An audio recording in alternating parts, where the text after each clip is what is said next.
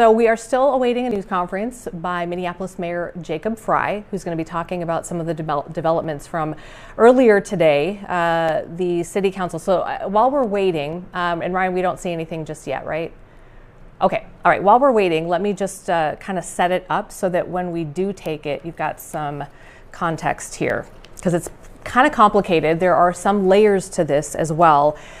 So the update today is that the Minneapolis City Council, this is around the future of George Floyd Square, the Minneapolis City Council overrode Mayor Jacob Frey's veto that he just did probably about a week or so ago on the council's future ideas for George Floyd Square. So to step back a second, 5 years back and forth, the council and they say some residents also want to take more time. They want to explore a pedestrian-only option for 38th and Chicago. Mayor Frey and he says other residents are frustrated with how long this has already taken. Again, it will be 5 years this May, and they want to move ahead with a more, what they're calling a flexible option that would allow things like certain vehicles, first responders through that area, kind of a whole different infrastructure plan. So the council gave its plan to keep exploring to Mayor Frey. He vetoed that, and then this morning in City Council, there was a supermajority, which they have now, 9-4, that overrode the mayor's veto. So we are back to now the council's wishes. And I have got a couple of statements here while we're setting this up. And again, we're going to hear Mayor Frey's reaction shortly. But because we won't hear from council, I just want to read a couple of things from them. So council statement late this morning, quote, "The city council has been clear for months that we are ready to move forward with the pedestrian plaza concept plan for George Floyd Square." That's Council President Elliott Payne who's saying this.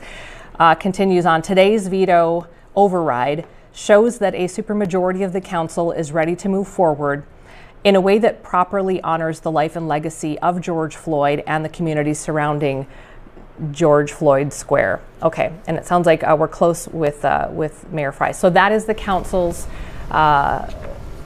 statement from today. There was at least one, we showed some sound, we heard some sound from a local longtime activist, Al Flowers, a South Minneapolis resident who was weighing in at the council meeting, and he was very, very upset because he said the council's plan is not representative of the people in Minneapolis, and particularly in that area. We've seen through surveys that there are some who want it, some who do not. It depends upon which survey you're looking at and who they asked. But according to Mayor Frey, this is not what the residents want. He's also going to probably talk about what he is saying is a waste of approximately $500,000. Yeah, and Amy, I'm going to chime in right here. Go ahead. We have Mayor Frey has just walked up to the podium, so let's listen in.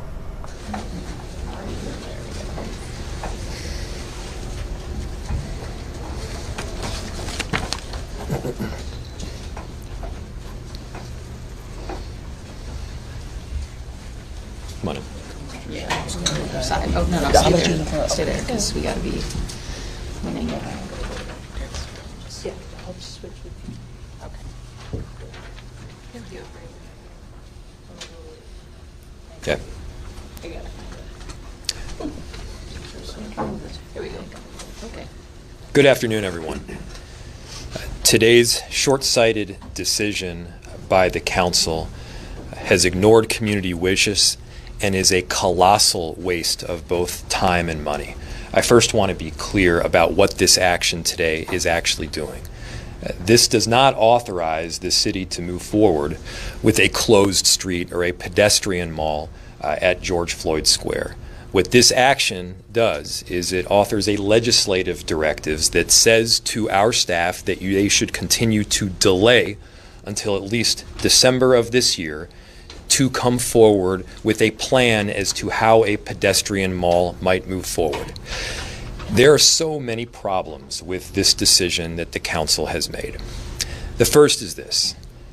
Over a year ago, council members asked our administration to go forward with community engagement to see what neighbors that are directly impacted by George Floyd Square, to see what they wanted.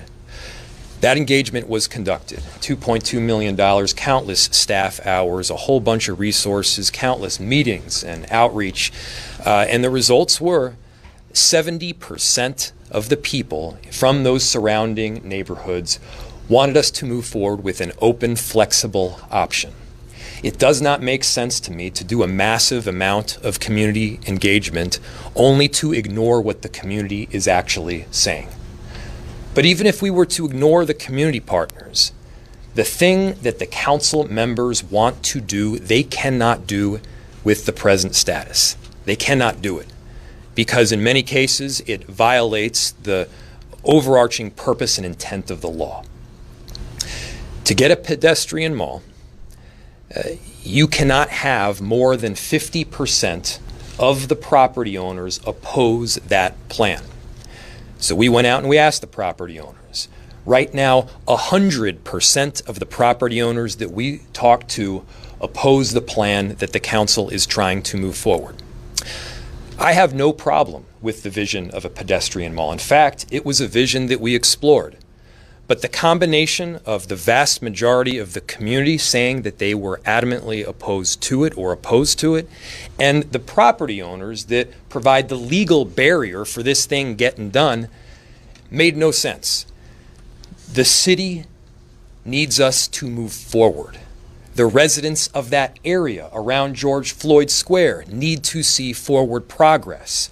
We collectively need to take the next step, not delay for years into the future. It is time to move forward here. And so even if we were to ignore the community engagement, which the council members are doing, and even if we were to ignore the law that requires that 50% of the property owners not oppose, which they do, there is a statute at the state level that says the municipal state aid street system must not include a segment of a city street that is designed as a pedestrian mall under Chapter 430. This is part of the municipal state aid system, and this is a pedestrian mall, posing yet another barrier. We should not be delaying further. We as a city should be moving forward. And with that, I will turn it over to Councilmember Andrea Jenkins. Thank you, Mayor Frank. Yes.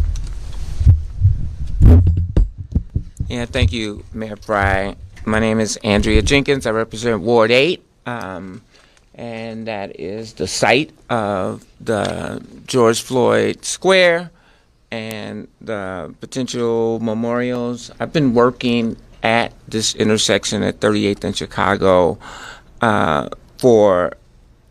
since 2000, consistently. So for 25 years, I witnessed and advocated and directly supported the creation of the Chicago Avenue Fire Arts Center, Smoke in the Pit, the initial coffee shop that was at this intersection called Black Eye Coffee, the Wing, Young Huey, Third Place Photography Studios. We brought in consignment stores and other retail opportunities. And then on May 25th, 2020, all of that changed.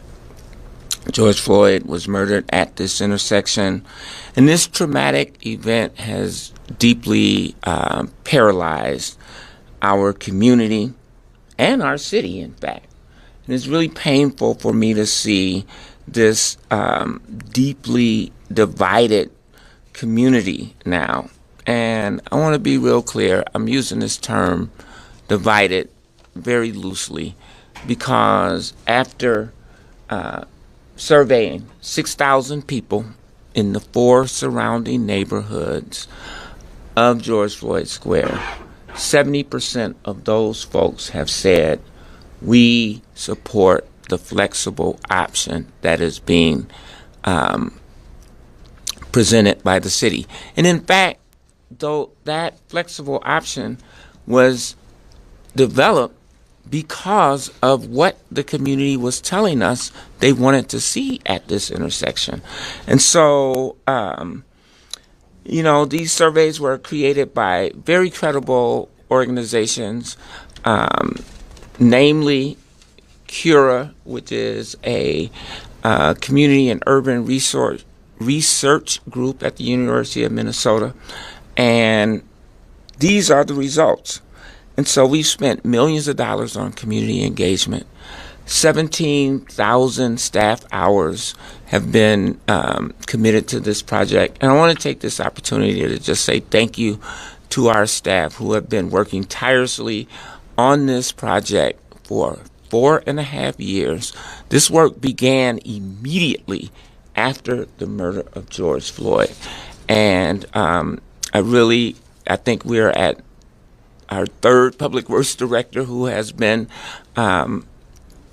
deeply involved in this project and wanting to ensure that the infrastructure and the sacredness of this space reflects the history, reflects the significance of this site, and I think that this flexible option does that. It's really painful for me to know that any work that is going to get done at this intersection that has been deeply disinvested in for decades will continue to remain as such at least until mid-2026, which is mid to the end of 2026, which is a year and a half from now. I'm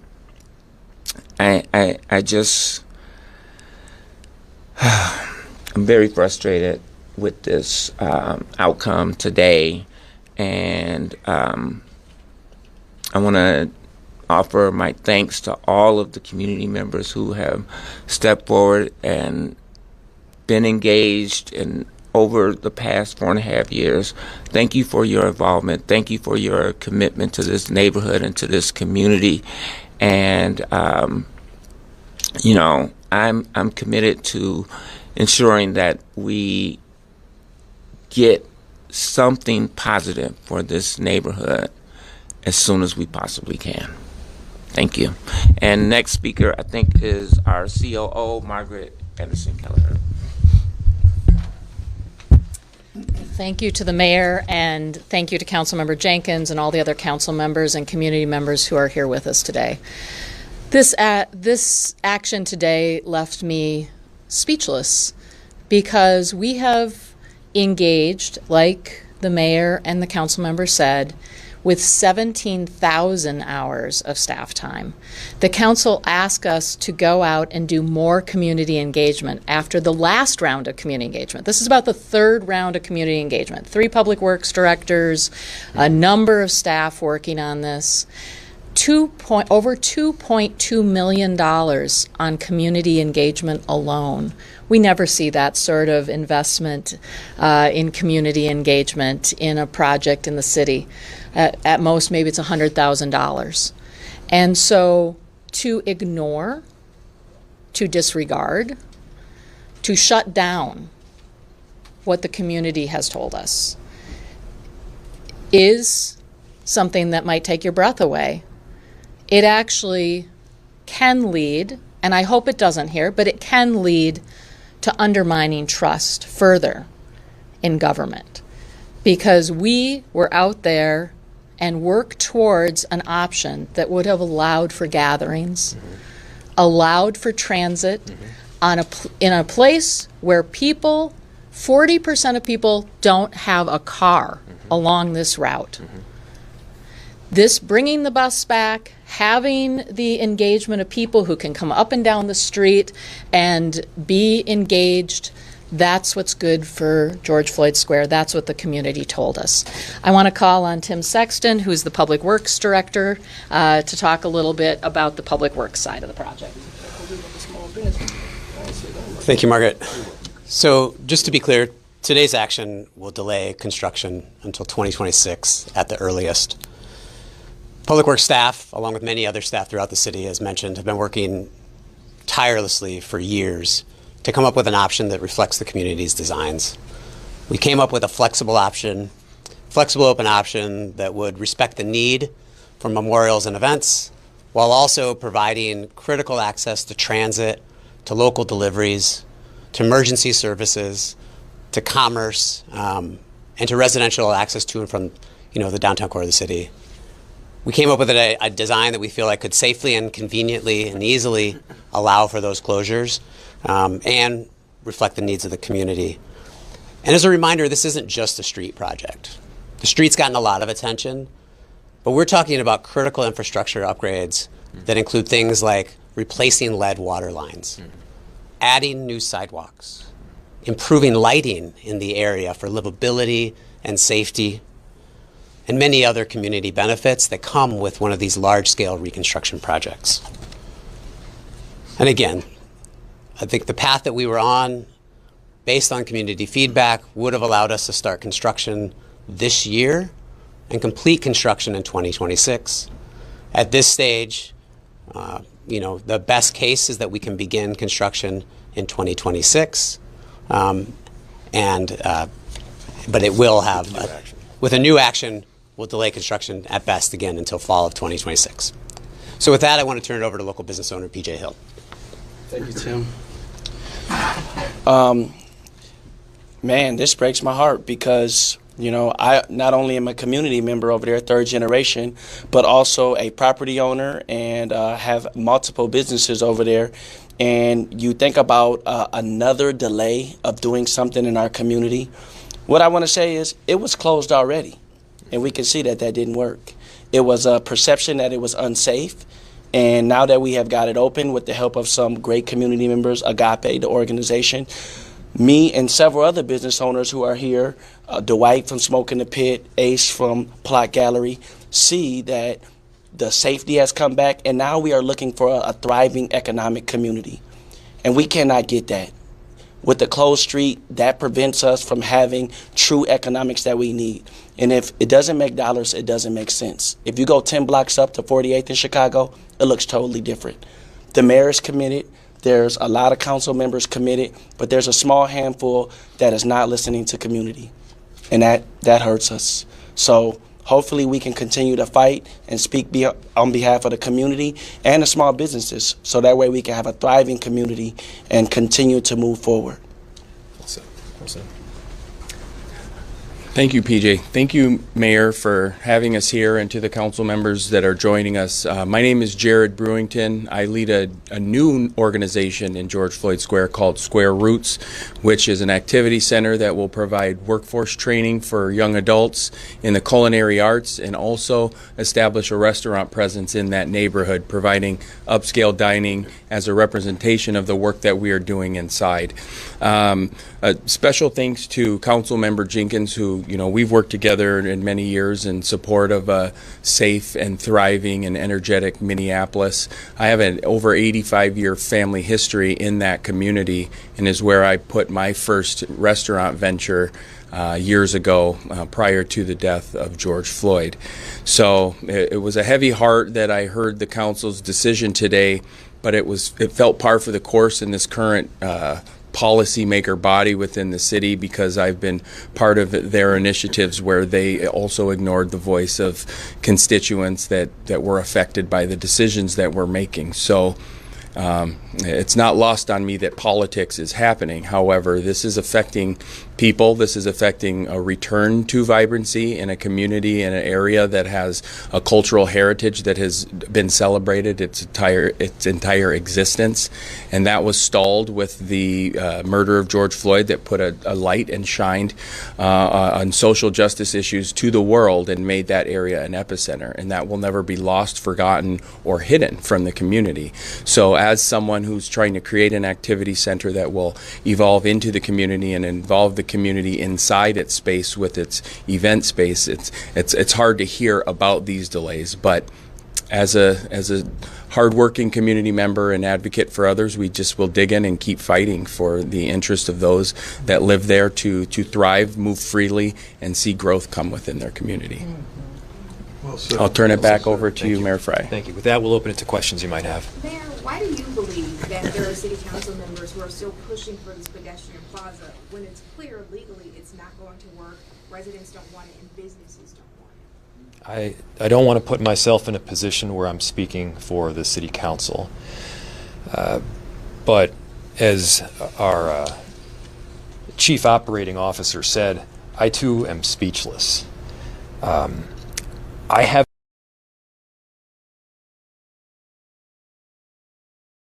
for a pedestrian mall. It was an option that I thought could be a good idea, and it was an option that we in fact explored. But having looked into it, having heard loud and clear from the community, and having examined the law, the thing that they want to do not only is not supported by and large in the surrounding neighborhoods, it's nearly impossible to actually get done. And so I don't know if it's politics or it's listening to a small segment of the overall population, but the bottom line is that it's not progress. This is a delay. This is delaying, as Director Sexton said, at the very least to fall of 2026 and possibly even further. The community has waited a long time. We've heard loud and clear from them that they want to move forward, and it's on us to push things forward in a progressive fashion, and we're trying to do that. Mayor, what's next then? How do we move forward? Right now, at the moment, there are blockages to the things that the council members want to do. One of those blockages, as I mentioned, was this 50% barrier. And I want to make sure everybody understands what this law says. It says that if you're going to try to have a pedestrian mall, then you can't have more than 50% of the property owners opposing it. As I said, 100% of the property owners that we talk to oppose it, so you can't move forward based on that. So rather than abide by the letter of the law and certainly the intent of it, the council members are trying to gerrymander the business and property owners out and gerrymander their own voices in. They're trying to redraw the lines so that only the city parcel is included in it. For lack of a better word, that's just shady. We should not be excluding the 70% of the community that has said that they want to move forward with an open and flexible option and excluding about 100% of the property and business owners on that block that have said, listen to us. The bottom line is this doesn't make sense. Even if you're for a pedestrian mall, this still doesn't make sense. Where did they do that? And what are you talking about when you say they tried to do gerrymandering? Yes. I didn't see that in the document. We've gotten emails from council members. Let's see if I even get it in my notes here. I don't, but we'll get that in a second. You have that? I mean, this is what they have asked the Public Works Department to do is move forward with an analysis that would reduce the size of the pedestrian mall, not to one block, which was the plan, not to 3/4 of a block or half a block, but a small segment involving virtually one parcel, which is the city's. I don't know how you have a pedestrian mall that's 15% of the one block. It doesn't make sense. If you shut down the street, you're shutting down the block. I mean, let's be real. And so they've very clearly said to us, this is just an email, and we can get you this as well. This is from a council member. The model council is pursuing is a smaller ped mall where there is not over 50% opposition. So in fact, it would be legally pursuable. So they're saying it doesn't work, we don't have 50%. What they're saying is we have 50% opposition if you actually include the whole block. So let's find a way not to have 50% opposition, and the only way that you do that is by just having the city's voice answering. So the people's right portion? Yes. It would belong. And that's an email from one council member? Yes, but this has been the stated purpose from all of them that have voted for this that I've heard from anyway. Why is it so difficult to do this option, pedestrian mall option, when it was one of the options you guys presented a few months ago? It was like, these are the options, and that was one of them. Nowhere in that document did it make it sound like this was not legal and all that. It was an option. Why is it so not? No, to be clear, it was an option. It was an option that I myself was very open to, and we looked into it. But one, the council insisted on doing community engagement, and it doesn't make sense to ignore the voices from the community itself. But second, again, we now have more information regarding both the law as well as what the property owners along that corridor think. And I can get Director Sexton up here to give you a better answer. Well, maybe just a small bit more is we actually started with the idea of a pedestrian plaza. So not only was it on the table, it was kind of the default start that we had as a design. And after hearing from community, there were real concerns about access to transit. This is the busiest bus route in the state, not just the city. Businesses were concerned. Residents were concerned about access through the neighborhood, along with the livability of what happens when people can no longer get through. And so that's what brought us to this flexible open design, because we also heard from community that it's important to be able to close down, at least occasionally, that space to have events, to have memorials, to honor, and what happened there is important, but not all the time. So under their proposal, they would only allow local traffic? No. So the local traffic language is a little confusing. Local traffic, in some cases, is meant to just refer to deliveries, to emergency vehicle access. There is not local through traffic, which is an important distinction. The street would be shut off to anyone trying to get through, with the exception of potentially some deliveries and emergency vehicles, because we need to make sure that ambulances and fire trucks and police can have access to any space within the city. So in your document here where it says pedestrian plaza restricts vehicular access to local residents and businesses only, that doesn't mean that cars can drive through? Correct. Only Emergency vehicles and deliveries. But cars cannot drive through. Cars cannot drive through in the pedestrian mall. Correct. Yes. Yeah. So again, to be really clear, we offered a plan up that would both allow for the street to be shut down so that you could have community events, festivals, gatherings, healing circles, whatever it may be, and simultaneously you could allow for continued access to the businesses and continue service from the bus line. The council's plan is shutting the street off. You cannot get through. Councilmember Wansley today kind of felt like the city's efforts and plan to move forward with the flexible option design would kind of erase what had happened. What is your response to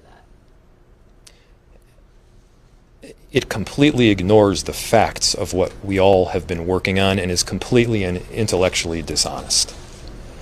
The city has moved forward to purchase the People's Way gas station. We're moving forward right now with a completely transparent process where we are going to select an entity that will create a beautiful vision for healing. We will be honoring George Floyd's legacy with a memorial.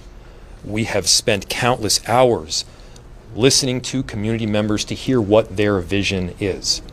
To say that it doesn't make sense, it ignores what the community themselves have asked for, including black community members, black business owners that have a direct stake in that intersection itself. And again, frankly, what I hear from people is that they want to move forward. Moving forward doesn't mean forgetting the past. Nobody is suggesting that. So essentially, it's propping up an argument that isn't being made only to knock it down. Mayor, can I just Yes, say one please. thing? 'Cause I was in the council chambers, and I have to say that that did take my breath away, because from the earliest moment I arrived here as the Public Works Director, we said no one is going to drive on the spot that George Floyd was murdered on. No bus is going to stop there. We've already worked with Metro Transit to make sure there would not be a bus stop there. We have worked to make sure that the space will be preserved. We've gone out and cataloged every piece of art to date, working together. That is not truth. It's not truth. And I think at some point we got to get away from the, he said, she said dynamic. Like, here's what we've done, here are the facts. Okay, 2 more questions. $2.2 million was already spent, and I saw in your release $500,000 could also be more. Yes, more could be spent. Does the city have the funds to start from scratch? Is that even possible? This is a colossal waste of both time and resources, neither of which we have. Now, of course, we could also always impact property taxpayers more by spending monies that we don't have. That is not a good idea. For those council members that are saying that they care about the bottom line and they want to not dramatically increase property taxes, this plan that they've put forward doesn't get the job done. This will increase the amount of money spent, and the delays already have increased the amount of money spent. So yes, that has an impact on people. Well, why does it cost $500,000 more to do this? Because that's the first time we've heard that. I have not heard this. What's that? So those costs are specifically for design of the new pedestrian mall, and because of the state statute that allows for pedestrian malls, there's a number of what they call findings of facts. So we need to make sure that it works for local businesses, that it works for fire and police. And there's a lot of back and forth that will happen, but those costs are attributed largely to the design and the findings of facts that we're being asked to pursue. So that wouldn't have been a cost had they chose the other option? Correct. Final question. I guess as it relates to infrastructure, you guys talk about replacing lead pipes and all that stuff. If you move forward with the pedestrian mall, would that stuff still get done? All of it would be delayed, and staff time and resources that would otherwise go to building out the street, replacing the pipes, and by the way, all the time that they would otherwise spent on replacing other pipes, all the time and resources have got to be diverted. And so look, we've seen the ramifications when we don't replace pipes quick enough. This is part of the nuts and bolts of city government, and so this is adding staff time and resources that we would not otherwise be spending. It's adding staff time and spending tax money that we don't otherwise have. And so, yes, it would be a problem. Thank you. Thank you, everybody. Hey, hold on. One more question. Have any of y'all been up here in this room? Been up to George Floyd Square, so-called? Many times. Okay, I've probably seen a couple of y'all. Any of y'all in this room been up here? I'm asking. And the reason why y'all haven't been up here, why y'all haven't been up here? I'm asking, have any of y'all been up in there? Yes or no? I'm asking a question. Yes. Okay, for what? I know you're good. I'm saying, why y'all come up here though? Y'all don't come in here and shop with the small businesses. I don't see. Y'all come and get y'all reports and y'all news and with y'all job and y'all get up out of here. What's the reason why? Y'all seeing some of all this politics stuff, but the small business is getting hurt. What you gonna do about that? I'm gonna ask y'all again. How many of y'all come up here after y'all leave y'all little news thing? How you check out Just Turkey, Real Little Shop, A Shop, any of y'all? Smoking the Pit? I've been here 11 years. I'm trying to figure out why. What's up? To our point exactly, that it's a perceived, if you close it up, then how do businesses like here survive? You don't have traffic through there, you don't have flow, it's been closed already, and now you got hurting business owners who are here speaking, not out of spite, but out of really loving their community and really being financially hurt. Dwight is not the only one losing money, so am I. And we can feel that. This is our livelihood. This is our community. This is how we feed our kids. And so when you have a couple council members playing around with our lives and our community, literally our lives, it means something to us. And so when we advocate and we go to the mayor, we go to our council person and they support us, and then you have a handful of other city council people playing politics, this is not the one. We've already been damaged enough in our community. That's right. And so now we're trying to move forward. Peter, I want to just piggyback on that when you say about our lives. I'm speaking on behalf of